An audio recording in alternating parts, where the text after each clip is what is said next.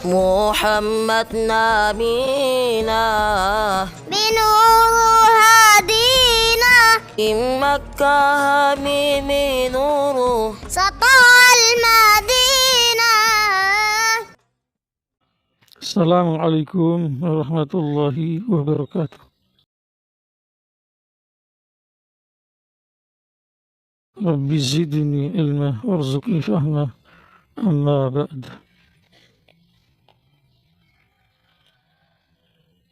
Pembahasan kali ini berkaitan dengan kemiripan orang Wahabi dengan orang Nasrani dari segi kesesatan, dari bengkoknya hati. Kemudian dari segi pengambilan dalil untuk menguatkan kesesatan mereka. Jadi didengar, tawajuh sampai selesai.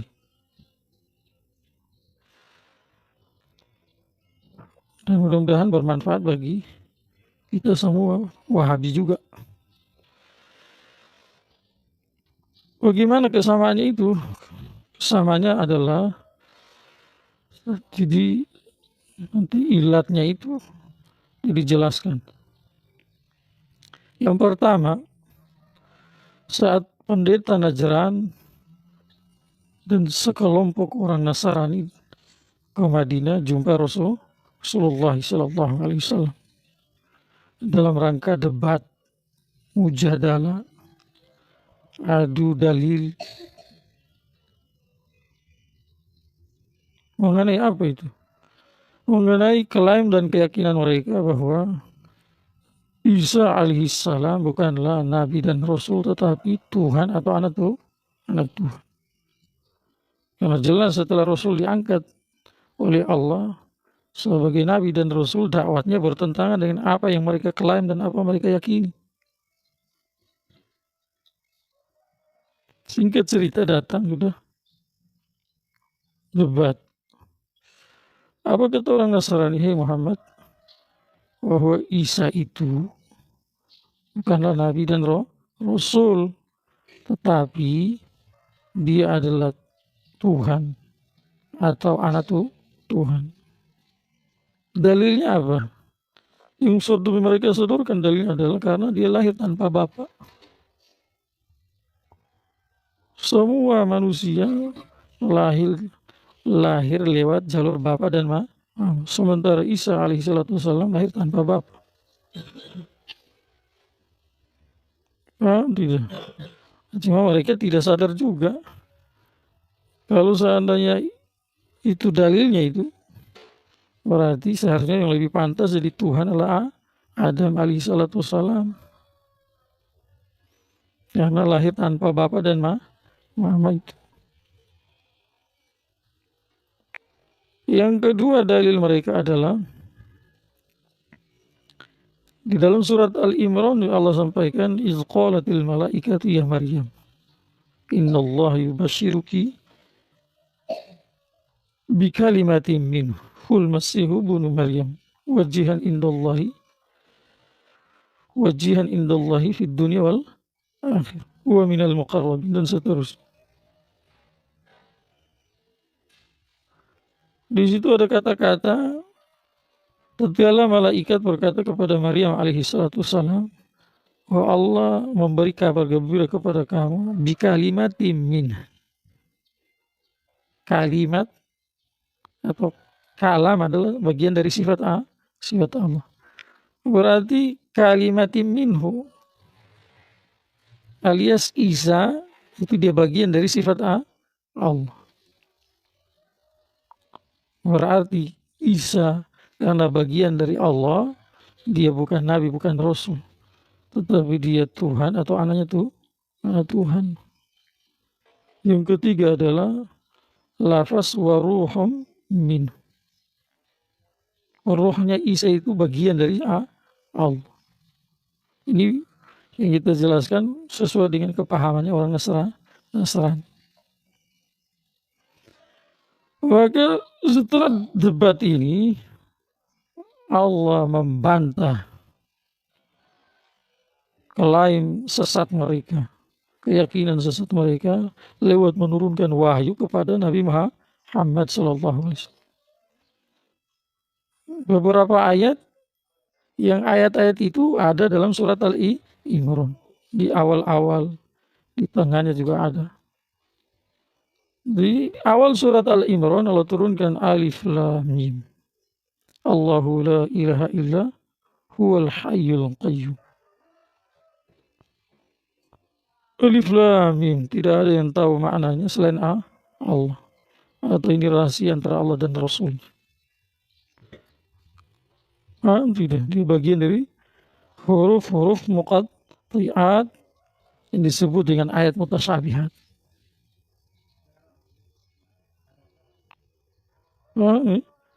Yang kedua adalah Allahu la ilaha illa Allahu la ilaha illahu. Allahu apa itu? Allahu la ilaha illa huwal hayyul qayyum. Dibantah oleh Allah lewat dalil dalam ayat ini. Ada dalil naqli, ada dalil aqli. Dalam dalil naqli ini di akhirnya itu huwal al-hayyul qayyum, ini adalah dalil naqli untuk membantah klaim dari orang Nasrani. Pertama, Allahul ladzi la ilaha illahu. Tidak ada, Allah adalah zat yang tidak ada yang berhak disembah selain dia. Al-hayyul qayyum. Paham tidak? Yang kamu bilang Nabi Isa Tuhan atau anak Tuhan sehingga dia layak disembah, bukan. Salah. Yang berhak disembah hanya satu zat ini, Allah. Al-hayyu. Penjelasan dari lafaz ini adalah penjelasan sebagai dalil akli. Kalau kamu bilang Isa alaihissalam adalah Tuhan atau anak Tuhan, yang kamu yakini adalah sebagai juru selamat, berarti nomor satu dia harus punya sifat al-hayyu, ada tanpa sebelumnya tidak ada, dan setelah ada tidak akan datang, tidak ada sama dia. Jadi wujudnya itu qiyam binafsi, maksud itu. Dia tidak bergantung kepada apa dan siapapun dalam wujudnya. Pertanyaan seperti ini ada sama Nabi Isa atau tidak? Tidak ada.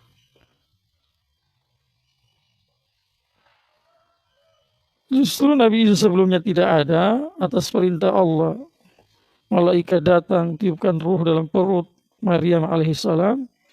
Kemudian dalam waktu yang ditentukan Allah, lahirlah Isa tanpa bapa. Maka terbantahkan tadi. Al-hayyul qayyum. Al-hayyul. Yang kedua al-qayyum. Jadi dia, keberadaan dia tadi adalah dia menjaga apa-apa semua yang diciptakan. Langit, bulan, bintang, dan seterusnya. Tidak ada satu makhluk pun yang keluar dari jangkauan. Pertanyaan, apakah Nabi Isa bisa seperti itu? Jawabannya tidak. Berarti logika menolak Nabi Isa adalah Tuhan.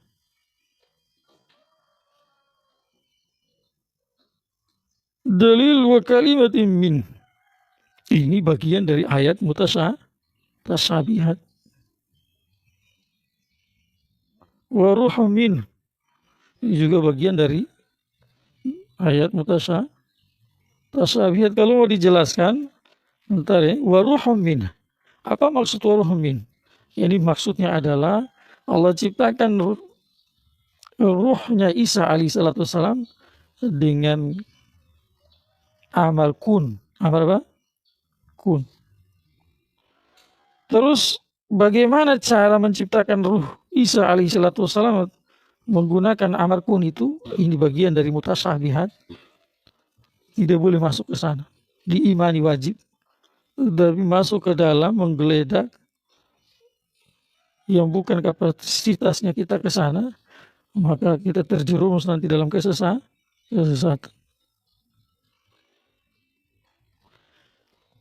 Setelah ini dalil kedua, ketiga masuk dalam kategori ayat mutasyabihat, maka dalam memahaminya harus lihat ke ayat-ayat muhkamat.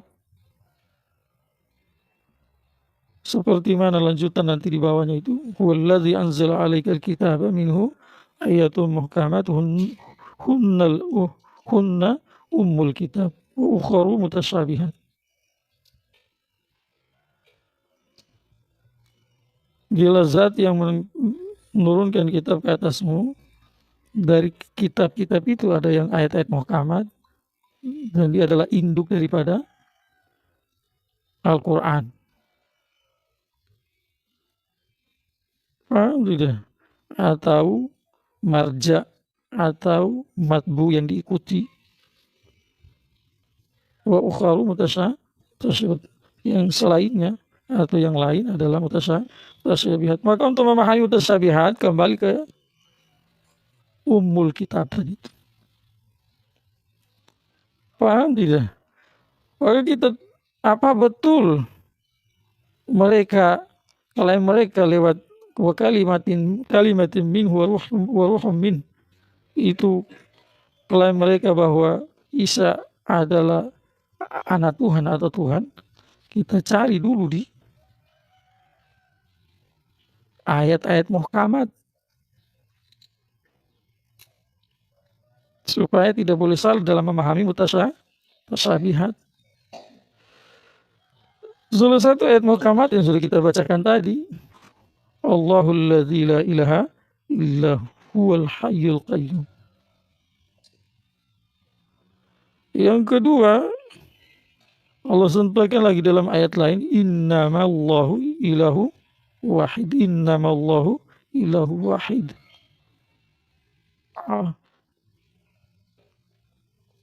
Sesungguhnya Allah itu adalah satu-satunya yang berhak disembah, atau yang hanya berhak disembah, hanya satu-satu itu Allah.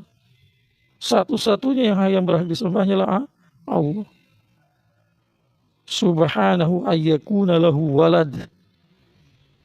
Maha suci Allah dari mempunyai anak. Terang. Setiap orang yang memahami bahasa Arab mengetahui tujuannya. Tujuannya menafikan Allah punya anak. Di ayat pertama tadi, tujuannya menafikan selain dia ada Tuhan. Kemudian dalam suratul Ikhlas Allah sampaikan, qul huwallahu ahad. Hai Muhammad, katakan bahwa Allah adalah Esa. Apa yang dimaksud dengan ahadun? Makna ahad adalah laisa lahu. Apa itu? Laisa kamitslihi syai'un. Seperti mana dalam juz 25 surat pertama, lembaran pertama, pojok paling bawah. Al-Qur'annya 16 baris. Tidak ada yang semisal dengan Allah. Allahus Samad. Allah tidak bergantung kepada apa dan siapapun. Nabi Isa tidak punya sifat itu. Lam yalid wa lam yulad. Tidak beranak dan tidak diperanakan. Nabi Isa tidak diperanakan. Beranak tidak, karena laki-laki. Walam yakullahu kufuwan ahad. Dan tidak ada yang semisal selevel dengan dia. Tapi banyak ayat-ayat muhkamat yang menjelaskan yang berhak disembahnya satu zat, yakni Allah Subhanahu wa taala. Dan Allah nafikan anak untuk dia itu. Bahkan di dalam ayat lain Allah sampaikan bagaimana Allah punya anak sementara tidak punya istri.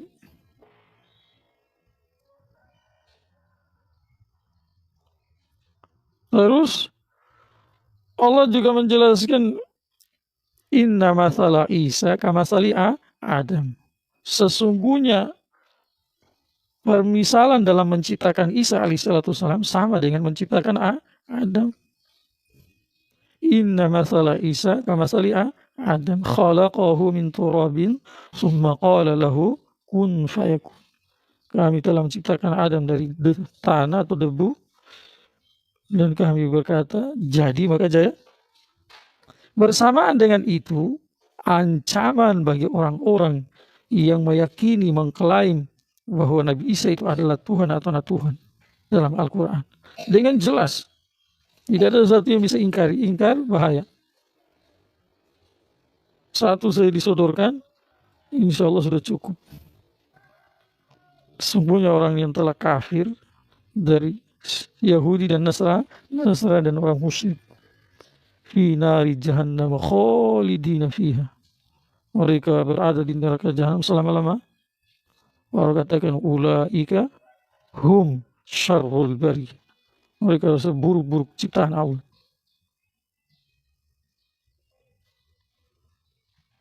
Allah sih tadi dikasih ancaman lagi, ancaman bahwa kalau kamu tetap konsisten dengan keyakinan sesatmu tadi, klaim sesatmu, maka resiko di neraka selama-lamanya dibakar. Nauzubillah. Setelah Rasulullah SAW menjelaskan ayat-ayat yang Allah turunkan ke atas untuk orang Yahudi, orang Nasrani tadi, maka mereka tetap ngotot, tetap bilang saja, dia lahir tanpa bapak. Dia adalah kalimatnya Allah. Dia adalah ruh dari Allah, kalimat dari Allah. Tetap ngotot. Walaupun sudah dijelaskan bahwa untuk memahami mutasyabihat harus lihat muhkamat, tapi tetap ngotot. Ngotot bisa jadi hati tertutup full, tidak meyakini yang disampaikan. Bisa jadi hati meyakini tapi egois. Akhirnya kebenaran susah diterima. Paham tidak?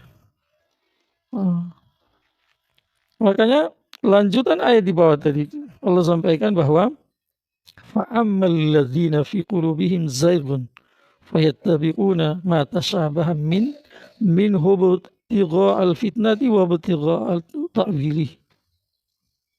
Adapun orang-orang yang di hatinya ada kejipan, kalau bahasa Urdunya, ada bengkok, kotor,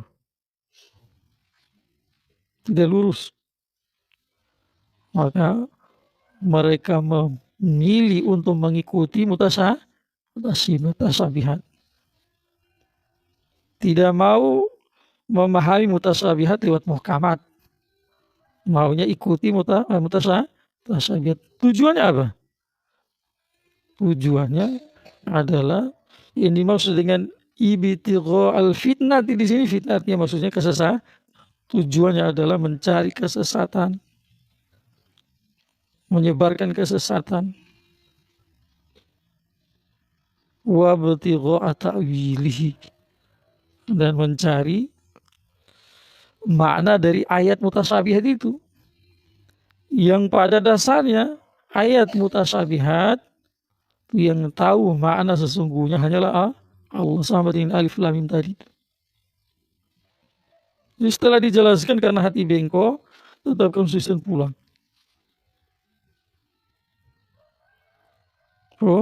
Pulang. Jadi pulang bawa kesesatan dan menyebarkan kesesatan. Itulah kisah singkat mengenai orang Nasrani. Sekarang penjelasan mengenai orang Wahabi. Apa hubungan mereka sehingga kita mengatakan bahwa ada kesamaan dengan orang Nasrani tadi. Klaim orang Wahabi klaim orang Wahabi, Mujassimah, Musyabbihah, dan keyakinan mereka Allah ada di arsy, harga mati, wajib diyakini. Dari mereka ada yang mengatakan yang tidak meyakini Allah di atas arsy, kafir, karena mengingkari ayat Allah. Tetapi pegangannya adalah ayat mutasyabihat, yang dalam memahami ayat mutasyabihat tidak dikembalikan ke ayat muhkamat, sama dengan orang Nasrani tadi. Apa pegangan mereka ayat mutasyabihat? Ar-Rahmanu al-Arsy istawa. Allahul ladzi khalaqas samawati wal arda wa ma bainahuma fi sittati ayyamin tsumma istawa 'alal 'arsy. Dan ada beberapa ayat juga seperti itu. Jadi inilah yang dipegang sebagai dalil bahwa Allah bertempat, punya arah, dan terikat dengan karena di arsy itu, di sana adalah tempat yang diciptakan oleh Allah, sama dengan bumi punya arah, ada waktu. Kemudian di sana ada tempat, karena arsy itu adalah tempat, maka di sana juga begitu. Walaupun keberadaan ars atau bentuk arsy itu bagaimana, tidak ada yang tahu pasti. Nah, cuma dalam dijelaskan dalam kitab akidah itu, Syarhul Qawim, bahwa arsy itu punya 4 kaki. Betul? 4 kaki. Jelas ya? Seperti itu. Mereka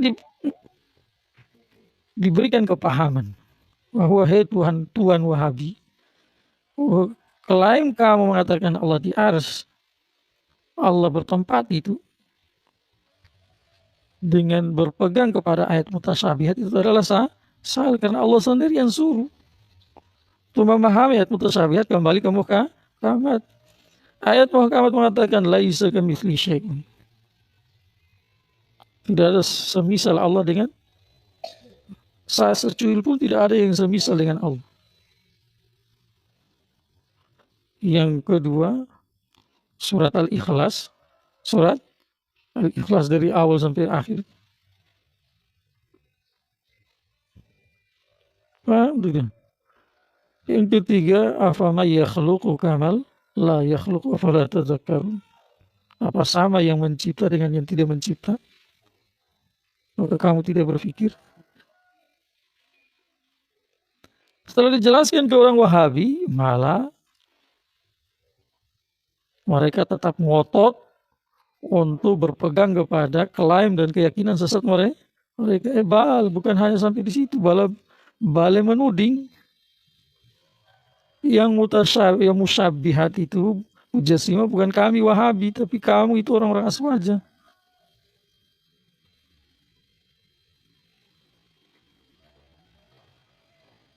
Kenapa seperti itu? Karena tadi alasannya sama yang Allah jelaskan berkaitan dengan orang Nasrani itu, fa'ammal ladzina fi qulubihim zaygun fayattabi'una ma tashabaha minhu. Adapun orang-orang yang di dalam hatinya ada bengkonya itu, mereka tidak akan memahami mutasyabihat lewat muhkamat, tetapi yang mereka ikuti mutasyabihat tok. Tujuannya apa? Menyebarkan kesesatan dan mau tahu yang tidak perlu, yang tidak bisa ditahu. Yang tahu ilmunya secara hakiki itu hanya satu zat, Allah Subhanahu wa Ta'ala. Mereka ingin ke sana. Itulah kesamaan. Akhirnya apa yang terjadi? Sebagaimana orang-orang Nasrani dalam keyakinan kita orang Islam, mereka sesat, menyesat. Maka sama seperti itu juga orang-orang Wahabi sesat, menyesat. Bersamaan dengan itu, ancaman juga Allah sampaikan lewat lisan Rasulullah SAW. Yang potongan hadisnya itu, kulluhum finnar illa millatu wahidah. Semua berada di neraka kecuali satu yang selamat. Qalu man hiya ya Rasul. Siapa mereka yang selamat? Allah sampaikan ma'ana alaihi wa ashab. Maka dari 73 tadi yang selamat sama ahlu sunnah wal jamaah, yang masuk dalam 72 adalah orang mujassimah dan orang musyabbih. bagian dari Mujassimah dan Musyabbihah adalah Wahabi.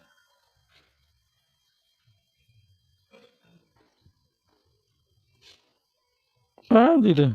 Jadi sudah dijelaskan, tetapi masih tetap ngotot. Mudah-mudahan saja pelan-pelan, mungkin hari ini belum nih, berharap besok Allah kasih hidayah kepada mereka untuk kembali ke jalan lurus.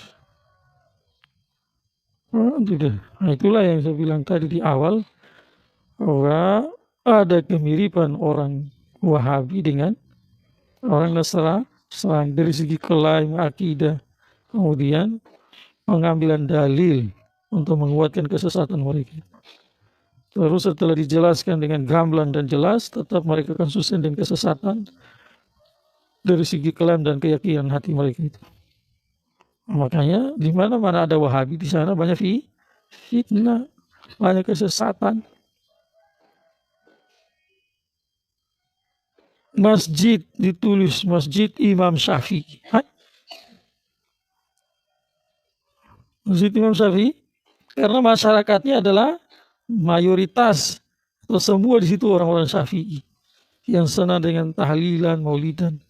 Jadi ditulis masjidnya Masjid Imam Syafi'i, tapi isinya Wahabi.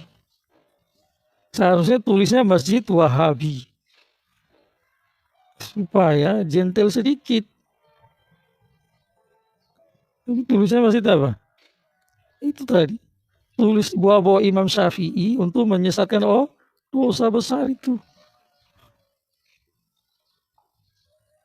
Ajaran Imam Syafi'i tidak diambil, malah berjalan berbalik arah, maksudnya ditulis Imam Syafi'i.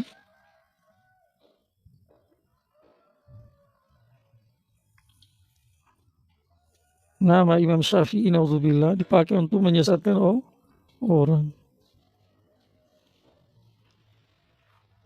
Judulnya penerus salaf. Kenapa kita disebut salafi? Karena kita adalah orang-orang yang mengamalkan amalan para salafus sholihin. Fitnah lagi, merangkul orang ke dalam kesesatan, membawa-bawa nama salaf. Wih, bahaya.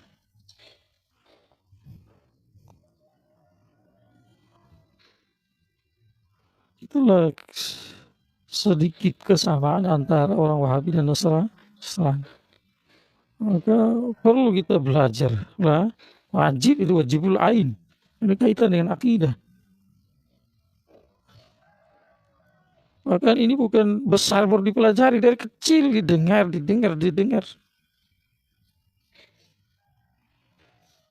Belajar di masa kecil, laksana menulis di atas batu.